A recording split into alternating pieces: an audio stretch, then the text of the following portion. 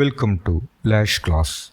BA English third semester ഡ്രാമയിലെ the Tempest എന്ന ചാപ്റ്ററാണ് നമ്മൾ നോക്കുന്നത്. വില്യം ഷേക്സ്പിയർ എഴുതിയിട്ടുള്ള ഒരു ട്രാജി കോമഡി ഡ്രാമയാണ്. നമ്മളിവിടെ ആ പ്ലേയുടെ ഒരു സമ്മറിയും എക്സ്പ്ലനേഷനുമാണ് പ്രൊവൈഡ് ചെയ്യുന്നത്. ഈ ചാപ്റ്ററിലെ ക്വസ്റ്റ്യൻ ആൻസേഴ്സിൻ്റെ വീഡിയോ സെപ്പറേറ്റ് ആയിട്ട് നമ്മൾ ചെയ്യുന്നുണ്ട്. അത് പ്ലേലിസ്റ്റിൽ അവൈലബിൾ ആയിരിക്കും. ഇവിടെ നമുക്ക് ഈ ചാപ്റ്ററിൻ്റെ സമ്മറി നോക്കാം.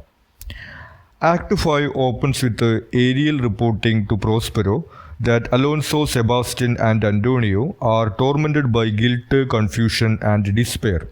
നമുക്ക് ഈ പ്ലേയിലെ ലാസ്റ്റ് ആക്ട് ആയിട്ടുള്ള ആക്ട് 5 ആണ് പഠിക്കാൻ വരുന്നത്. അപ്പോൾ അവിടെ നമ്മൾ കാണുന്നത് ഏരിയൽ എന്ന് പറയുന്ന ഒരു സ്പിരിറ്റാണ്. നമ്മൾ ജിന്ന് എന്നൊക്കെ പറയുന്ന പോലെ, അല്ലെങ്കിൽ അലാവുദ്ദീൻ്റെ അത്ഭുത വിളക്കിലുള്ള ഒരു ഭൂതം എന്നൊക്കെ പറയുന്ന പോലത്തെ ഒരു സ്പിരിറ്റാണ്. അയാൾ പ്രോസ്പെരോട് അടുത്ത് വന്നിട്ട് സംസാരിക്കുന്നതാണ് നമ്മൾ കാണുന്നത്. പ്രോസ്പെരോ എന്ന് പറയുന്നത് മന്ത്രവാദമൊക്കെ അറിയുന്ന ഒരാളാണ്.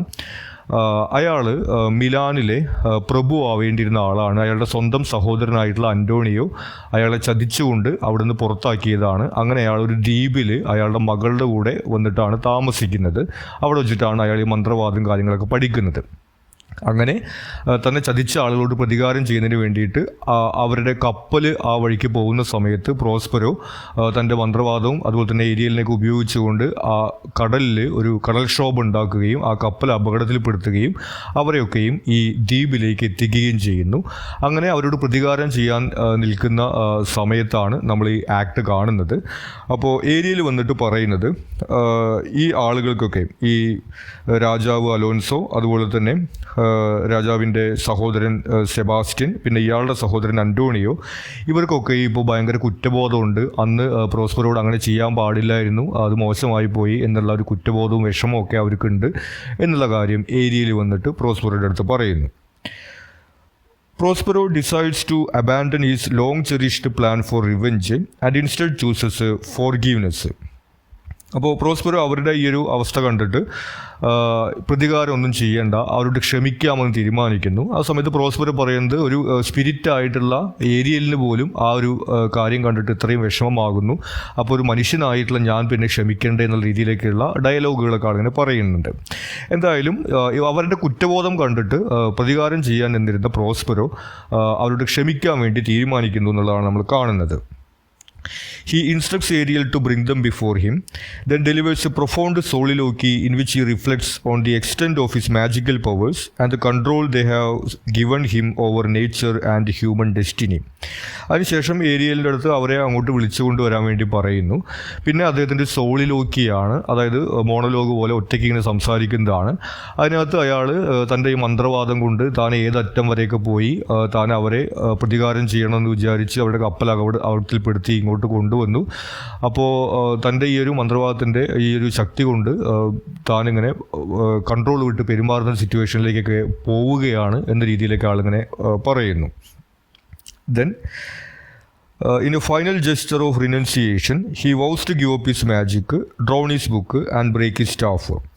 അപ്പോൾ അങ്ങനെ ആ ഒരു സോളിലോക്കിയുടെ അവസാനം അദ്ദേഹം പറയുന്നത് ഇങ്ങനെ ഈ ഒരു അധികാരം നമ്മൾ അധികം ഉപയോഗിക്കാൻ പാടില്ല, ശക്തികളൊന്നും ഉപയോഗിക്കാൻ പാടില്ല, ഞാൻ ഈ മന്ത്രവാദം ഒഴിവാക്കുകയാണ്, ഈ ഏരിയയിൽ എന്ന് പറയുന്ന ഈ സ്പിരിറ്റിനെ ഞാൻ സ്വതന്ത്രനാക്കി വിടാൻ പോകുന്നു, ഞാൻ മന്ത്രവാദത്തിൻ്റെ ബുക്കൊക്കെ കടലിൽ കൊണ്ടുപോയി ഇടാൻ പോവുകയാണ്, ഞാൻ ഈ മന്ത്രവാദം അവസാനിപ്പിക്കുകയാണെന്ന രീതിയിൽ ആളിങ്ങനെ പറയുന്നു.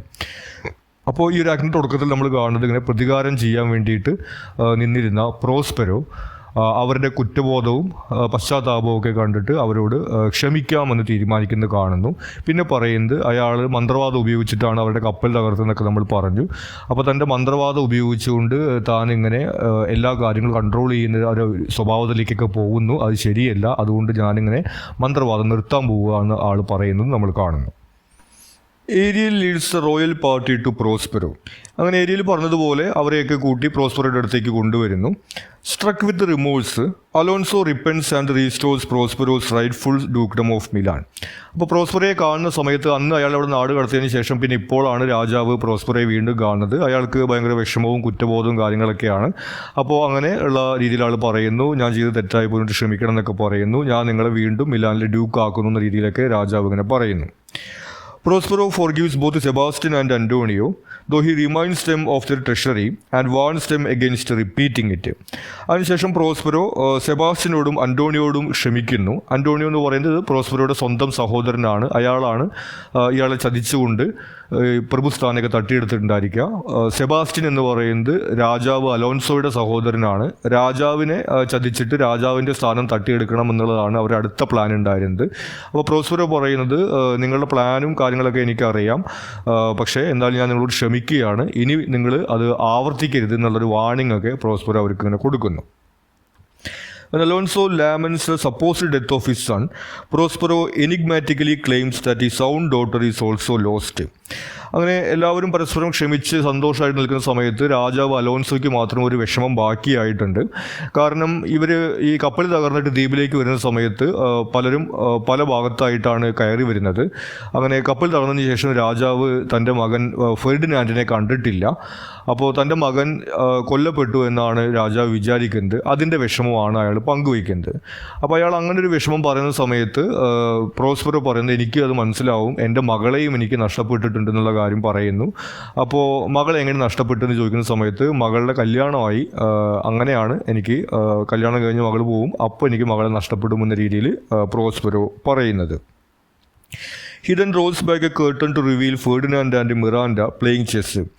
അതിനുശേഷം അയാൾ ഒരു കർട്ടൻ നീക്കുന്ന സമയത്ത് അപ്പുറത്ത് ഫെർഡിനാൻഡും മിറാൻഡയും കൂടി ചെസ്സ് കളിക്കുന്നതാണ് നമ്മൾ കാണുന്നത്. ഫെർഡിനാൻഡ് നമ്മൾ പറഞ്ഞു രാജാവിൻ്റെ മകനാണ്. ആ കപ്പലപകടത്തിന് ശേഷം ഇപ്പോഴാണ് കാണുന്നത്. അയാളവിടെ ദ്വീപിൽ വന്നതിന് ശേഷം മിറാൻഡയെ കാണുന്നു, മിറാൻഡയുമായിട്ട് പ്രണയത്തിലാവുന്നു, അങ്ങനത്തെ കാര്യങ്ങളൊക്കെ അവിടെ നടന്നിട്ടുണ്ടായിരുന്നു. പ്രോസ്പെറോ ആണെങ്കിൽ പ്രോസ്പെറോയുടെ മകൾ മിറാൻഡയും കൂടിയിട്ട് ഈ ദ്വീപിൽ കുറേ കാലമായിട്ട് ഇങ്ങനെ താമസിക്കുകയാണ്. മിറാൻഡയ്ക്കും ഈ ഫെർഡിനാൻഡുമായിട്ട് പ്രണയമായിട്ട് പ്രോസ്പെറോ അവരുടെ വിവാഹം നടത്തി കൊടുക്കാൻ വേണ്ടിയിട്ടുള്ള അറേഞ്ച്മെൻ്റൊക്കെ അവിടെ ചെയ്തു വെച്ചിരിക്കുകയാണ്. Then, father and son are joyfully reunited and Alonso blesses the young couple's union. അപ്പോൾ ഈ ഫെർഡിനാൻഡും അലോൻസോയും അച്ഛനും മകനും വീണ്ടും കണ്ടുമുട്ടുന്നു. അവർ തമ്മിലിങ്ങനെ സ്നേഹപ്രകടനവും ആശ്വാസവും ഒക്കെ ഇങ്ങനെ പങ്കുവയ്ക്കുന്നു. അതിനുശേഷം അലോൻസോയും ആ വിവാഹത്തിനുള്ള അനുഗ്രഹമൊക്കെ കൊടുക്കുന്നു. ഫെർഡിനാൻഡും മിറാൻഡയും തമ്മിലുള്ള വിവാഹത്തിൻ്റെ അനുഗ്രഹമൊക്കെ അയാളും കൊടുക്കുന്നു. അങ്ങനെ എല്ലാവരും ഹാപ്പി ആയിട്ട് നിൽക്കുന്നതാണ് നമ്മൾ കാണുന്നത്. Ariel returns with ship's master and boatswain who announced that the ship is ready for departure. അതിനുശേഷം ഏരിയയിൽ ആ കപ്പലിൻ്റെ കപ്പിത്താനെയും കപ്പലിൽ ജോലിക്കാരെയും കൊണ്ടുവരുന്നു. കപ്പലൊക്കെ ഇപ്പോൾ ശരിയായിട്ടുണ്ട്, അവർക്ക് തിരിച്ചു പോകാൻ വേണ്ടി റെഡിയാണ് എന്ന് ഏരിയയിൽ പറയുന്നു. Soon after, Caliban, Stefano and Tringulo are brought in, still drunk and ashamed from their failed conspiracy. ഈ സമയത്ത് കാലിബാൻ, സ്റ്റെഫാനോ, ട്രിങ്കോളോ എന്നിവരെ അങ്ങോട്ട് കൊണ്ടുവരുന്നു. കാലിബാൻ എന്ന് പറയുന്നത് ഒരു പകുതി മനുഷ്യനും പകുതി രാക്ഷസനുമായിട്ടുള്ള ഒരാളാണ്.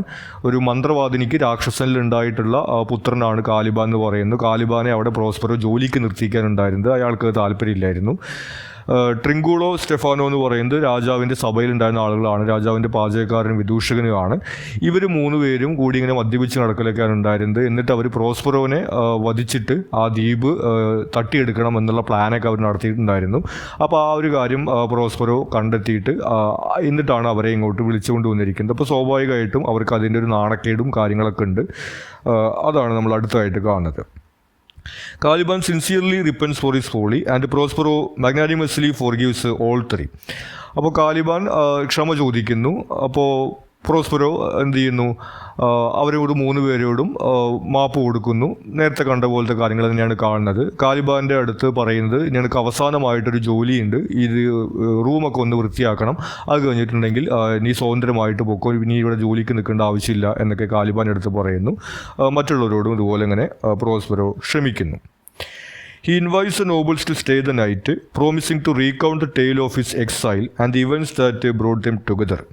അതിനുശേഷം പ്രോസ്പെറോ പറയുന്നത് നമുക്ക് എല്ലാവർക്കും ഇന്ന് രാത്രി ഇവിടെ തങ്ങാം, എനിക്ക് കുറേ വിശേഷങ്ങളൊക്കെ പറയാനുണ്ട്, അവിടെ നിന്ന് ഇങ്ങോട്ട് വന്ന് ഈ ദ്വീപിൽ താമസിച്ച് ഈ മന്ത്രവാദം പഠിച്ച് അങ്ങനത്തെ കുറേ കഥകളൊക്കെ പറയാനുണ്ട്, അതൊക്കെ പറഞ്ഞ് നമുക്ക് നാളെ തിരിച്ചു പോകാമെന്നിങ്ങനെ പ്രോസ്പെറോ പറയുന്നു. As his final act of grace, Prospero sets Ariel free, thanking him tenderly and commanding him to ensure calm seas for their voyage home as his final task.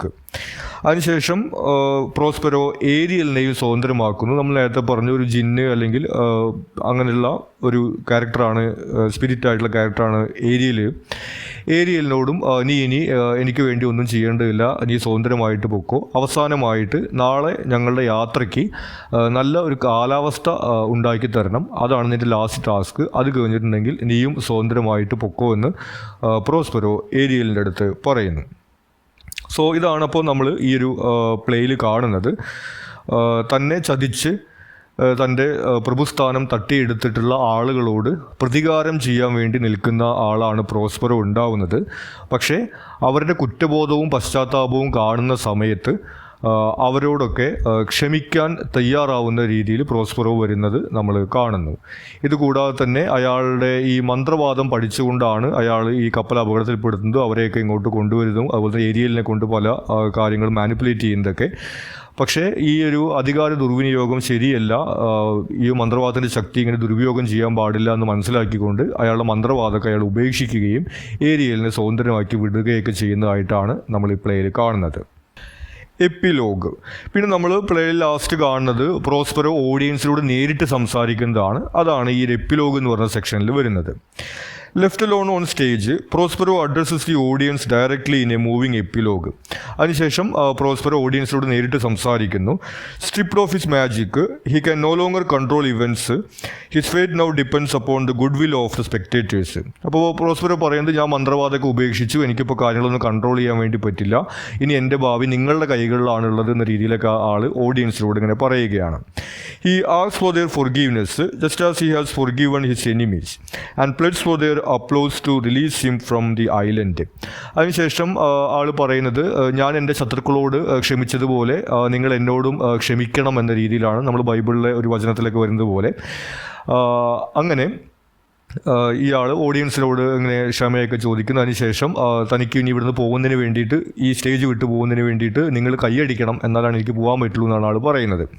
അങ്ങനെ സ്വാഭാവികമായിട്ട് ഓഡിയൻസ് കൈയടിക്കപ്പോൾ ആൾ പോകും എന്നുള്ള രീതിയിലാണ് നമ്മൾ നാടകം അവസാനിക്കുന്നത് കാണുന്നത്. This closing appeal underscores play's themes of reconciliation, redemption and mercy. അപ്പോൾ ഈ ഒരു ലാസ്റ്റത്തെ ഈ ഒരു മോണോലോഗിലും നമുക്ക് ഈ പ്ലേയുടെ തീമുകൾ കാണാൻ വേണ്ടി സാധിക്കും. അതായത് ഞാൻ എൻ്റെ ശത്രുക്കളോട് ക്ഷമിച്ചതുപോലെ നിങ്ങളും എന്നോട് ക്ഷമിക്കണം എന്നുള്ള രീതിയിൽ കാര്യങ്ങൾ പറഞ്ഞുകൊണ്ടാണ് പ്ലേ അവസാനിക്കുന്നത്. അപ്പോൾ പ്രധാനമായിട്ടും നമ്മൾ ഈ പ്ലേയിൽ കാണുന്ന തീമുകൾ എന്ന് പറയുന്നത് ഇത് തന്നെയാണ്. ഒന്ന്, ഈ മേഴ്സി അല്ലെങ്കിൽ ക്ഷമ എന്ന് പറയുന്നത് ഇങ്ങനെ പ്രതികാരം ചെയ്യുന്നതിനേക്കാൾ നല്ലത് ക്ഷമിക്കുന്നതാണ് എന്നുള്ള ഒരു തീം നമ്മൾ കാണുന്നു. പിന്നെ ഒരു തീം എന്ന് പറയുന്നത് അബ്യൂസ് ഓഫ് പവർ അല്ലെങ്കിൽ അധികാര ദുർവിനിയോഗം എന്നുള്ള ഒരു തീമാണ്. കാരണം മന്ത്രവാദത്തിൻ്റെ ശക്തി കിട്ടുന്ന സമയത്ത് പ്രോസ്പെറോയ്ക്ക് എന്തും ചെയ്യാമെന്നുള്ള ഒരു സാഹചര്യം ഉണ്ടാകുന്നു. പക്ഷെ അത് തിരിച്ചറിഞ്ഞുകൊണ്ട് അയാൾ മന്ത്രവാദം ഉപേക്ഷിക്കുന്ന ഒരു രംഗം നമ്മൾ കാണുന്നു. അപ്പോൾ അത്തരത്തിൽ അധികാര ദുർവിനിയോഗം നടത്താതെ നമ്മളത് കൺട്രോൾ ചെയ്യണം എന്നുള്ള ഒരു തീം കൂടി ഇതിനകത്ത് വരുന്നുണ്ട്, നമുക്ക് കാണാം. ഇത്രയാണ് ഈ ഒരു ചാപ്റ്ററുമായി ബന്ധപ്പെട്ട് നമുക്ക് ഇമ്പോർട്ടൻ്റ് ആയിട്ട് വരുന്നത്. ഇതിലെ ക്വസ്റ്റ്യൻ ആൻസേഴ്സിൻ്റെ വീഡിയോ നമ്മൾ സെപ്പറേറ്റ് ആയിട്ട് ചെയ്യുന്നുണ്ട്, അത് പ്ലേലിസ്റ്റിൽ അവൈലബിൾ ആയിരിക്കും. നിങ്ങൾക്ക് മറ്റെന്തെങ്കിലും സംശയങ്ങളോ സജഷൻസോ ഉണ്ടെങ്കിൽ കമൻറ്റ് ചെയ്യുക. കൂടാതെ ചാനൽ നിങ്ങൾ സബ്സ്ക്രൈബ് ചെയ്തിട്ടെങ്കിൽ സബ്സ്ക്രൈബ് ചെയ്യുക. Thank you.